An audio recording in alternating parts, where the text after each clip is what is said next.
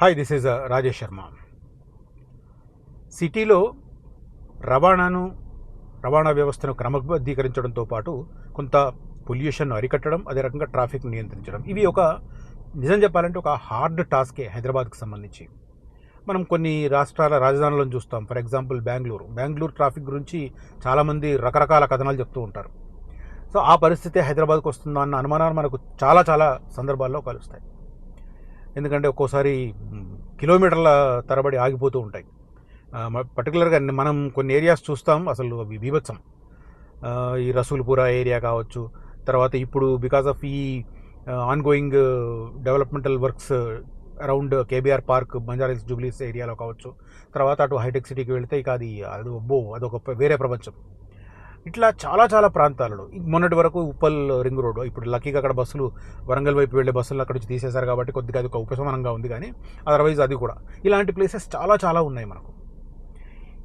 వీటిని నివారించడానికి ట్రాఫిక్ను క్రమబద్ధీకరించడంతో పాటు పొల్యూషన్ తగ్గించడం, దానికి సంబంధించి ఒక క్లియర్ కట్ సెటప్ చేయడానికి రేవంత్ రెడ్డి గారి ప్రభుత్వం ఒక 2 ప్రతిపాదనలు సిద్ధం చేసింది.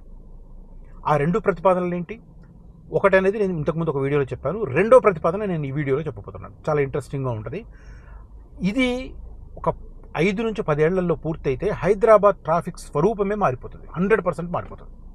కానీ పూర్తవుతుందా లేదా, ఒకవేళ రేవంత్ రెడ్డి గారు ఉంటే ఎలా, రేవంత్ రెడ్డి గారు మారితే ఎలా అనేది కూడా మనం ఆలోచించాలి మళ్ళీ. ఓకే, కొన్ని ప్రాజెక్టుల విషయంలో ఇప్పుడు ఫర్ ఎగ్జాంపుల్ ప్రైవేటు సంస్థల ఇన్వెస్ట్మెంట్ యాంగిల్లో ప్రభుత్వం ఒప్పందాలు చేసుకుంటే వెనక్కి పోవడానికి అవకాశం ఉండదు. ఎందుకంటే ప్రభుత్వం మీద మచ్చపడుతుంది. గత ప్రభుత్వం వాళ్ళు చేసుకున్నారు, ఈ ప్రభుత్వం రద్దు చేసింది అనేసరికి కొంత మచ్చపడుతుంది. రాజకీయ పరంగా కూడా ప్రకంపనలు వస్తాయి. అలాంటిది మనం బెంగాల్లో చూసాం, నందిగ్రామ్కి సంబంధించి ఎలాంటి జరిగింది అనేది. సో అట్లా ప్రభుత్వం అవి వేరే రకమైన, బట్ ఈ సిటీ మధ్యలో టేకప్ చేసే ప్రాజెక్టులకు సంబంధించి మాత్రం కొంత కీలకమైన అంశాలు ఇవి, చాలా కీలకం. ఎందుకు కీలకమని చెప్తున్నానంటే, వేరే అయితే చెప్పకపోయి ఇది ఎందుకు చెప్తున్నానంటే, ఫర్ ఎగ్జాంపుల్ ఎంఎంటీఎస్ ఉంది. నిజానికి ఎంఎంటీఎస్ కేంద్ర రాష్ట్ర ప్రభుత్వాల సహకారం ఉంటే ఈ పాటికి ఎంఎంటీఎస్ సెకండ్ ఫేజ్ కూడా అయిపోవాలి. ఇక అది ఎందుకు కాలేదు అనేది మళ్ళీ జగమెరిగిన సత్యం. నేను ప్రతి వీడియోలో చెప్తే మరి నేను ఏదో ఇంటెన్షనల్గా కొంతమంది మీద కామెంట్ చేస్తున్నట్టుగా ఉంటుంది. సో అది పక్కన పెడదాం.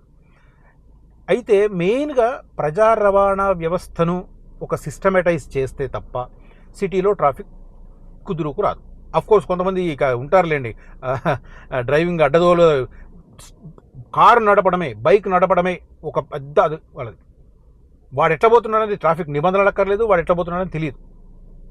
వాడిని చూసి మయం పడిపోవాలి, మనం పక్కకు తప్పుకోవాలి. అట్లా తప్పుకుపోయినా కూడా మొన్న మన మిత్రుడు మా కంపెనీలో పనిచేసే ఒక వన్ ఆఫ్ ద డైరెక్టర్ కూడా అది పాపం ఫేస్ చేశాడు. ఆయన పక్కకు కారు కుదురుగా ఆపుకొని ఉంటే దానికి వచ్చి కొట్టి ఆ తర్వాత వాడికి సరౌండింగ్లో ఉన్న గ్యాంగ్ను పిలిపించి అన్ని బెదిరించారట. అంత దారుణంగా ఉంది పరిస్థితి.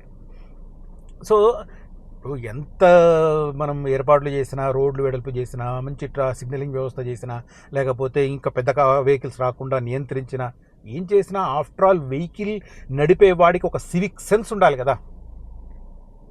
లైన్ డ్రైవింగ్ అనేది అసలు హైదరాబాద్లో ఎప్పుడొస్తుందో అర్థం కాదు.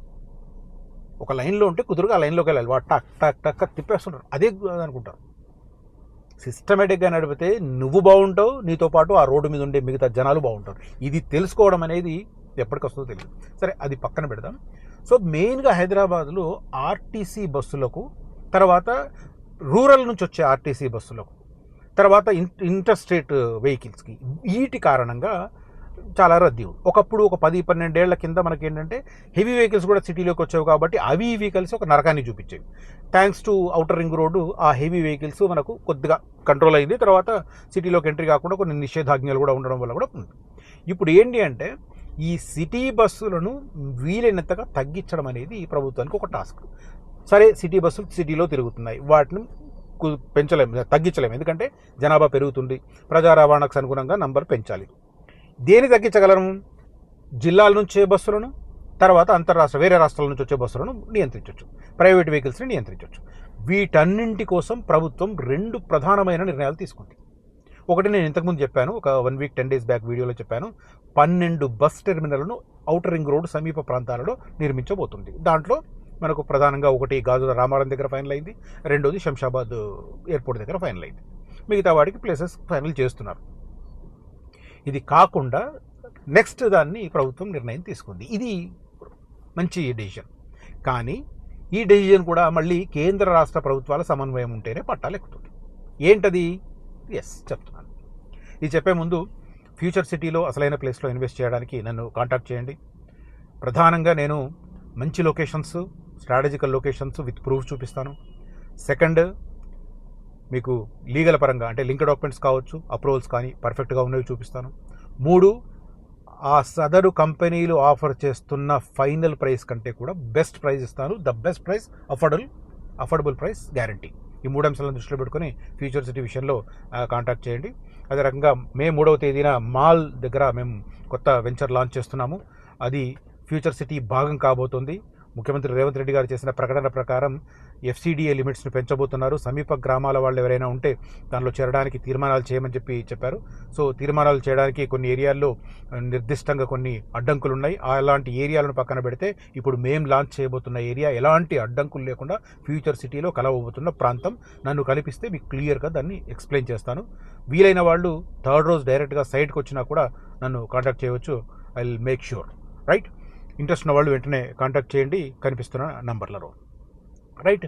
ఇక సిటీ చుట్టూ మనకు సిటీలో బస్సుల తర్వాత రెండో ప్రధానమైన రవాణా వ్యవస్థ MMTS కాకుండా సిటీకి కనెక్ట్ చేసే రకరకాల మార్గాలు ఉన్నాయి.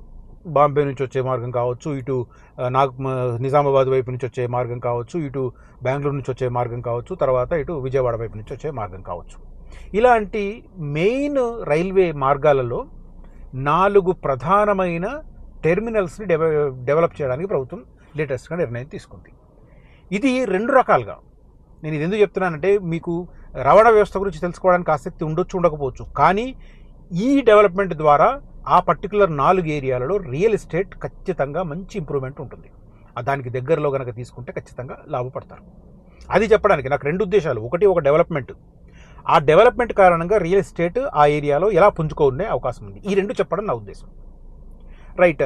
మెగా రైల్వే టెర్మినల్లకు ఎంత భూమి కావాలి అని కేంద్ర ప్రభుత్వం రాష్ట్రానికి ఒక సబ్మిషన్ ఇచ్చింది.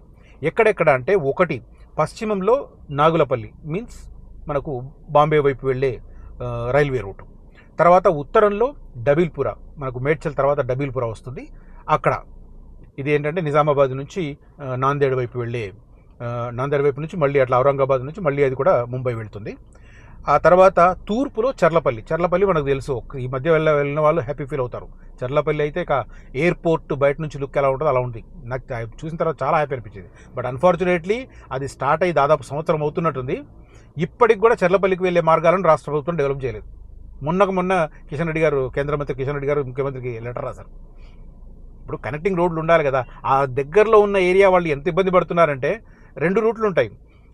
ఇటు అంటే 2 వైపుల నుంచి రాంపల్లి వైపు నుంచి వెళ్ళొచ్చు, ఇటు చర్లపల్లి నుంచి వెళ్ళొచ్చు. చర్లపల్లి వైపు నుంచి వెళ్ళే రూట్లో మాత్రం ట్రాఫిక్ బీభత్సంగా ఉంటుంది. రాంపల్లి వైపు నుంచి వెళ్ళే రూట్ అంటే కొద్దిగా పర్వాలేదు. అక్కడ దగ్గరికి వెళ్ళిన తర్వాత బస్తీలాగా ఉంటుంది, అక్కడ మాత్రమే ఇబ్బంది ఉంటుంది. బట్ ఆ రోడ్లను డెవలప్ చేయాలి కదా. కనెక్టింగ్ 2-3 ఫ్లైఓవర్లు ఉన్నాయి, అవి వేయాలి కదా. అవి లేవు. సరే, అది పక్కన పెడదాం.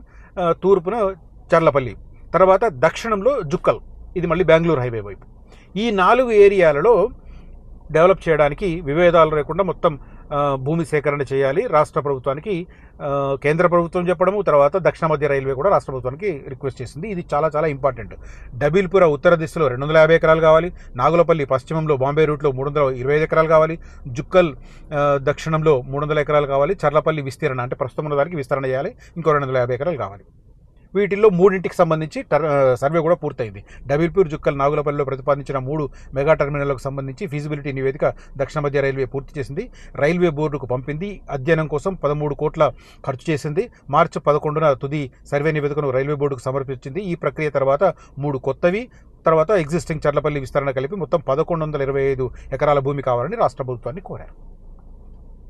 ఇప్పుడు ఈయన చేసిన సీఎం గారు చేసిన ప్రకటన చిత్తశుద్ధితో ఉన్నది లేదని చెప్పుకోవడానికి భూసేకరణకి ఇమ్మీడియట్గా గ్రీన్ సిగ్నల్ ఇవ్వాలి, డబ్బులు కేటాయించాలి. అయితేనే ఇవి సాధ్యమవుతుంది. వేరు దిశల్లో ఎందుకంటే కూడా క్లియర్గా చెప్తున్నారు ఇక్కడ. సికింద్రాబాద్, హైదరాబాద్, కాచిగూడ ప్రధాన స్టేషన్లు ఉండగా కొంతకాలం క్రితం చర్లపల్లి స్టేషన్ వినియోగంలోకి వచ్చింది. ప్లాట్ఫారాలు సరిపోక అవి ఖాళీ అయ్యేంత వరకు దూర ప్రాంతాల నుంచి వచ్చే రైళ్లు ఆయా స్టేషన్ల బయటే చాలాసేపు ఆగిపోతున్నాయి. ఈ రద్దీని తగ్గించేందుకు హైదరాబాద్ శివారులోనే వివిధ దశల్లో కొత్త టెర్మినల్ను దక్షిణ మధ్య రైల్వే ప్రణాళిక సిద్ధం చేసింది. దానికి సంబంధించి హైదరాబాద్ మీద సిటీ మీద ఒత్తిడి తగ్గుతుంది. ఇది ఇప్పుడు యథావత జరగబోతున్నది. ఈ 4 ఏరియాస్ డబిల్పుర, మేడ్చల్ ఆల్రెడీ పీక్లో ఉంది. మేడ్చల్ నుంచి మనకు మనోహరాబాద్ మధ్య విపరీతంగా ప్రైసింగ్ ఉంది. అదొక ఏరియా మంచి రియల్ ఎస్టేట్ భూమి రాబోతుంది. రెండవది నాగులపల్లి, మనకు తెలుసు బాంబే రూట్లో ఉంటుంది. ఆ ఏరియాకు సంబంధించి అయితే మనం చెప్పనక్కర్లేదు, వెస్ట్ హైదరాబాద్ ఎప్పుడూ భూమిలో ఉంటుంది. తర్వాత చర్లపల్లి విస్తరణ మనకు ఆల్రెడీ కొంత అడ్డంకులు ఉన్నా కూడా పర్వాలేదు, పుంజుకుంటుంది. ఇప్పుడు కొత్తగా యాడ్ అయింది జుక్కల్ ఏరియాలో కూడా ఇన్వెస్ట్ చేయడం అనేది మనకు ఒక రియల్ భూమికి అవకాశం ఇచ్చే సంకేతాలు అయితే స్పష్టంగా కనిపిస్తున్నాయి. రైట్, ఈ ఇన్ఫర్మేషన్, ఈ అనాలిసిస్ కనుక నచ్చితే ఈ వీడియోను లైక్ చేయండి, నలుగురితో ఈ వీడియోను పంచుకోండి. అదే రకంగా ఫ్యూచర్ సిటీ ఇన్వెస్ట్మెంట్ కోసం కనిపిస్తున్న నెంబర్లో కాంటాక్ట్ చేయండి. Thank you so much for watching this video. Signing off Rajesh Sharma. జై హింద్.